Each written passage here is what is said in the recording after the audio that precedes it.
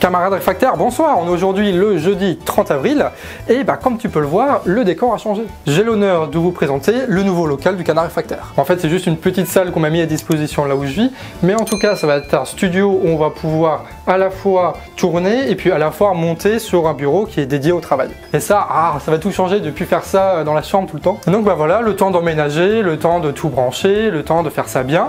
Et hier, on n'a pas eu le temps de faire une vidéo. Une vidéo où on va parler surtout du discours du Premier ministre mardi, mais avant de passer à ça, on va faire un petit tour de l'actualité à travers les brèves.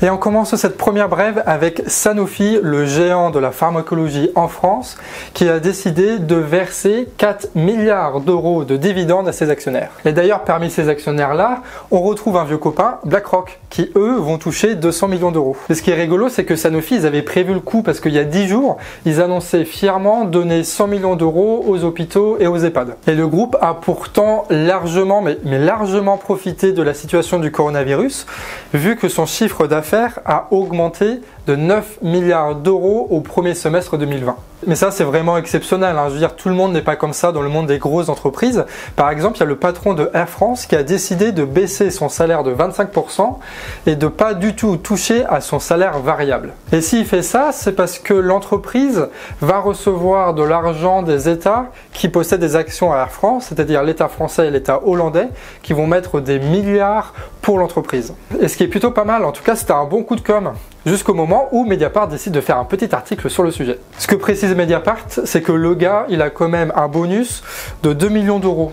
Qui n'est pas compté ni comme salaire fixe ni comme salaire variable. Ce qui fait que la totalité de ses revenus qu'il va toucher avec Air France, ça va quand même avoisiner les 3 millions d'euros. Et surtout, ce que Mediapart nous apprend, c'est que le fait qu'il ait baissé son salaire, c'est pas du tout une demande de Bruno Le Maire ou de la France. Parce que notre ministre préféré, il n'avait posé aucune condition. Et si ce gars-là, il a décidé de baisser son salaire, c'est parce que l'État hollandais a fait pression lui. Et on finit avec la bonne initiative du jour, c'est le collectif Urgence Notre Police Assassine qui a développer une application. Cette application, elle permet de filmer des violences policières et que ces vidéos-là soient directement envoyées au collectif. Ce qui fait que même si le policier il casse ton téléphone ou que tu te fais arrêter en garde à vue et qu'il chope ton téléphone, cette vidéo-là, elle est sauvée, elle est bien au chaud dans les serveurs, ce qui fait qu'à tout moment, elle peut aussi être distribuée. Et ça va plutôt être pratique, surtout vu ce qui va arriver après le confinement avec les manifs qu'on peut imaginer. Et bien sûr, le lien est en description. Alors ça, c'était pour les brèves et on va maintenant passer au discours d'Édouard Philippe. Il y a eu un discours mardi d'Édouard Philippe devant l'Assemblée nationale qui a duré 1 heure et qui expliquait comment ça allait se passer à peu près le déconfinement. Et pas mal de choses s'axent autour des recommandations qu'ont fait le conseil scientifique qu'il y a autour d'Emmanuel Macron. Et une des premières conditions posées par le conseil, c'est qu'il ne peut pas y avoir de déconfinement sans dépistage massif. Et là-dessus, le Premier ministre l'assure, il pourra y avoir 700 000 tests par semaine pratiqués en France. Ça va permettre à la fois de tester toutes les personnes qui ont des symptômes, mais aussi toutes les personnes qui ont côtoyé un malade. Et une autre condition posée par le Conseil, c'est qu'en période de déconfinement, il ne doit pas avoir plus de 50 nouvelles personnes en réanimation par jour. Le problème, c'est qu'aujourd'hui, à 15 jours du déconfinement, on est toujours à 150 nouvelles personnes en réanimation. Donc en gros, la situation elle s'améliore. Sauf que il y aura peut-être pas suffisamment de tests, ni de masques, et probablement qu'il y aura trop de personnes en réanimation pour pouvoir vraiment faire un déconfinement partout. Donc il se fera de manière localisée par département. En gros, chaque département va avoir une couleur, soit verte, soit rouge. Si c'est vert, ça veut dire qu'à partir du 11 mai, il y aura un assouplissement des règles de confinement. Et si c'est rouge, ça risque de durer encore un petit peu.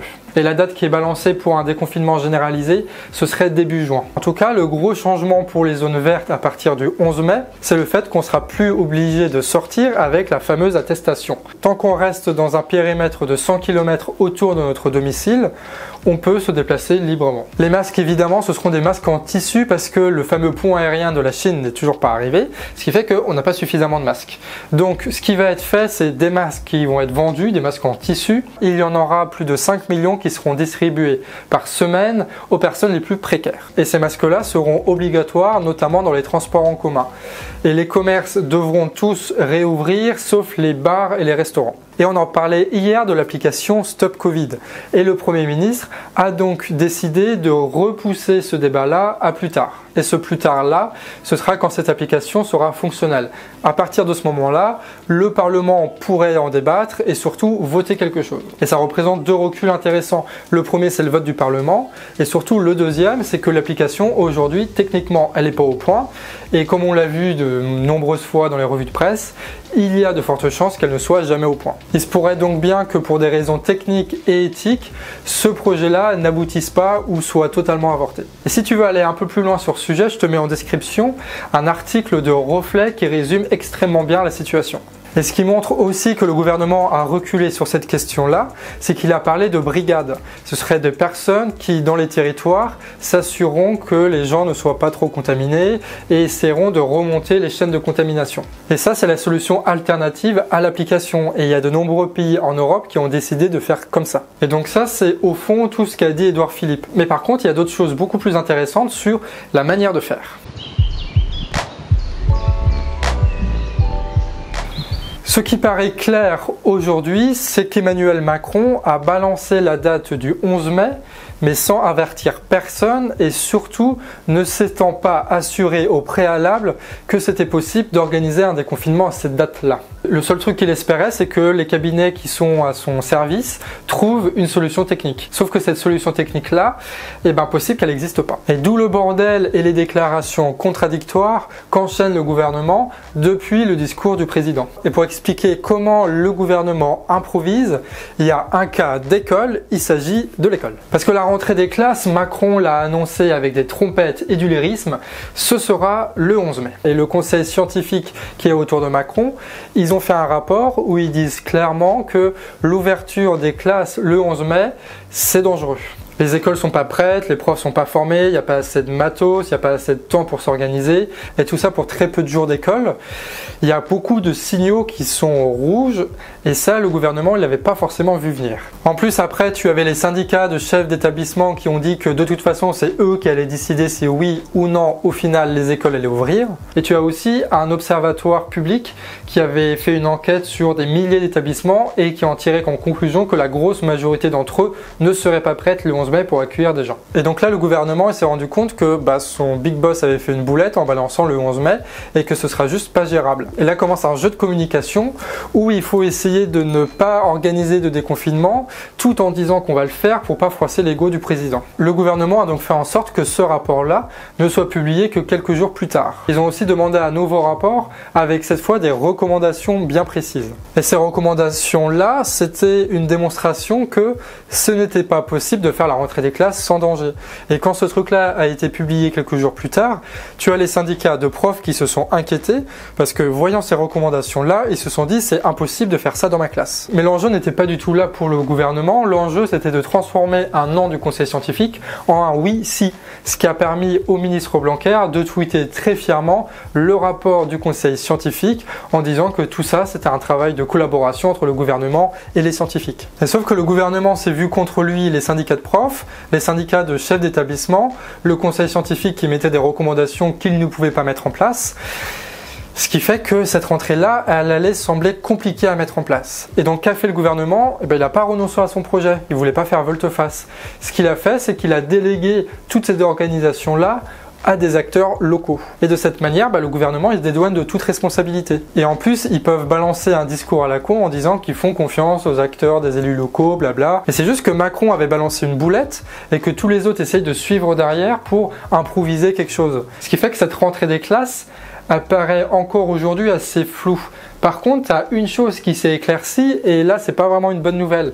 Vous savez, ils avaient dit que l'école, ce serait fait sur la base du volontariat. C'est les parents qui allaient décider d'eux-mêmes si oui ou non, ils allaient mettre leurs gosses à l'école. Et ce qu'on avait vu dans une précédente vidéo, c'était de surveiller du côté du chômage partiel pour savoir si oui ou non, il va y avoir du chantage et si les parents seront vraiment libres de garder leurs enfants. Et maintenant, on le sait, cette base du volontariat là, ça ressemble quand même vachement à du chantage. Parce que avant, les parents pouvaient prendre des congés maladie pour s'occuper de leur enfant puisque l'école était fermée. À partir du 1er juin, ce sera plus possible. La seule manière de s'occuper de ces gamins, c'est de passer en chômage partiel. Sauf que celui-ci sera conditionné par une seule chose, l'école doit envoyer un certificat pour dire clairement que l'enfant ne peut pas être accueilli dans l'école. Ce qui fait que c'est l'école en réalité qui va décider si oui ou non elle prend en charge les gamins et pas du tout le parent. Parce que la seule manière de ne pas mettre à l'école ton enfant, c'est soit l'école refuse de l'accueillir, soit tu annules ton chômage partiel. Ce qui fait que dans la réalité, même s'ils disent base de volontariat, en vrai, il y a un énorme chantage au chômage partiel. Mais bon, on commence à être habitué à Macronie.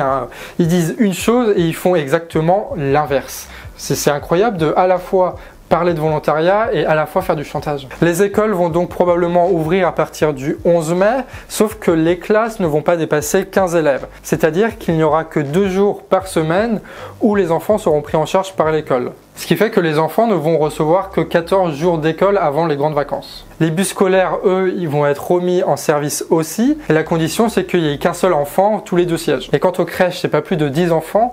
Et priorité aux enfants de soignants, d'enseignants et de ceux qui ne peuvent pas télétravailler. Il y a un truc marquant sur un des articles de Mediapart qui parle de ça. C'est que lundi, la veille du discours de notre Premier ministre, seul Olivier Véran était au courant du plan de déconfinement. En fait, à l'Élysée, ils travaillent comme ça. Tu as un problème, ils le coupent en plusieurs thématiques et chaque ministère s'occupe que d'un seul thème. Et après, ils envoient des fiches dans un petit comité à l'Élysée qui, eux, ayant une vision globale sur tout, prennent des décisions. Et cette manière-là, c'est typiquement une méthode de faire autoritaire. Ça permet juste à un petit groupe de personnes d'être capable de prendre des décisions, ce qui fait que tous les autres, puisqu'ils ne peuvent pas analyser la situation, ils font juste un travail de larbin. Ils font juste un travail de bureaucrate. Et ce qui crée un décalage entre le président et les ministres. Par exemple, les ministres ont appris sur BFM TV que Macron avait annoncé ne pas vouloir d'un déconfinement régionalisé. Sauf que le problème, c'est que le directeur général de la santé, qui dépend du ministère de la Santé, lui, il avait annoncé exactement l'inverse la veille. Et la solution langue de bois qu'ils ont trouvée, c'est de dire que non, effectivement, il ne sera pas régionalisé, mais départementalisé. Ce qui revient à peu près au même, mais au moins comme ça, tu ne contredis pas le cher président de la République. Et pour vous donner une idée de l'ambiance qui règne à l'intérieur de l'Élysée et de Matignon, Mediapart a rapporté la parole du président pendant un conseil de ministres. Je n'aurai aucune complaisance à l'égard de ceux qui, par des bruits, des rumeurs, tentent de diviser le gouvernement et singulièrement le Premier ministre et le président de la République. Bon, déjà, le mec, il parle de lui à la 3e personne. Et surtout, c'est pas du tout le genre de propos qui rassure quand tu te fais menacer directement par le président de la République comme ça. Et le discours d'Édouard Philippe, il était assez prévisible, il n'y a pas d'annonce choc, de trucs incroyables. Par contre, ce qui est intéressant, c'est comment tout ça s'est construit à l'intérieur de l'Élysée, de Matignon, et comment tout ça, ça montre à quel point le gouvernement est désorganisé et le pouvoir autoritaire.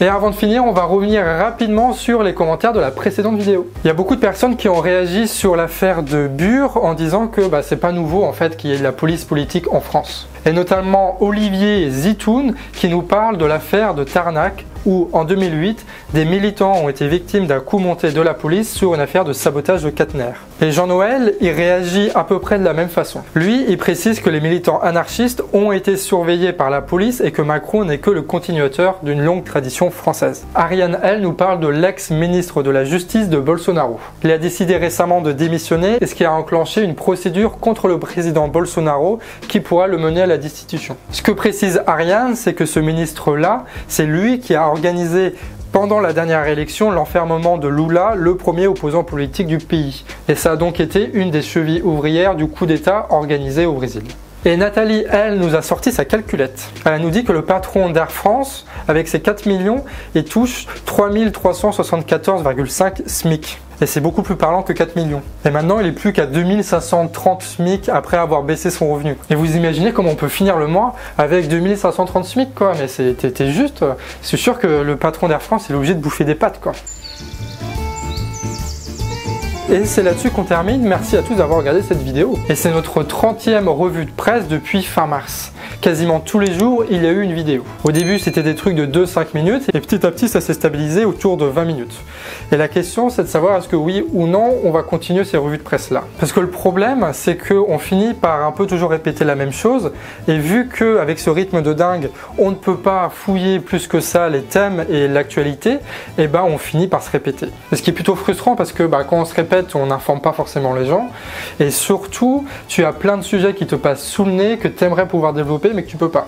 Et le problème aussi, quand tu fais une émission de 20 minutes tous les jours, c'est que au moindre petit truc qui se passe dans ta journée qui n'était pas prévu, et ben tout prend un retard immense et tu es toujours en train de speeder pour tourner, pour écrire, pour monter, pour diffuser. Et donc ce qui fait que la semaine prochaine, on va très probablement modifier le format de l'émission. Soit en gardant ce format de 20 minutes, mais quelque chose de mieux construit, de beaucoup mieux écrit, de mieux tourné, mais qui ne sera pas tous les jours, ou alors en faisant tous les jours des petites capsules de 5 minutes et quelques fois par semaine des émissions mieux préparées sur des thèmes précis ou sur une actualité forte. En tout cas, le fait d'avoir le studio, ça permet de faire des vidéos beaucoup plus rapidement. Et en plus, le nouveau routeur est arrivé, ce qui fait que enfin on a internet. Bien sûr, tout ça après ça va être arrangé pour que ce soit plus stylé, avec plus de couleurs et tout ça. En tout cas, c'était la revue de presse du jour et on se retrouve demain pour une prochaine revue de presse. On va continuer au moins jusqu'à la fin de la semaine. Sur ce, prenez soin de vous et surtout passez un bon confinement.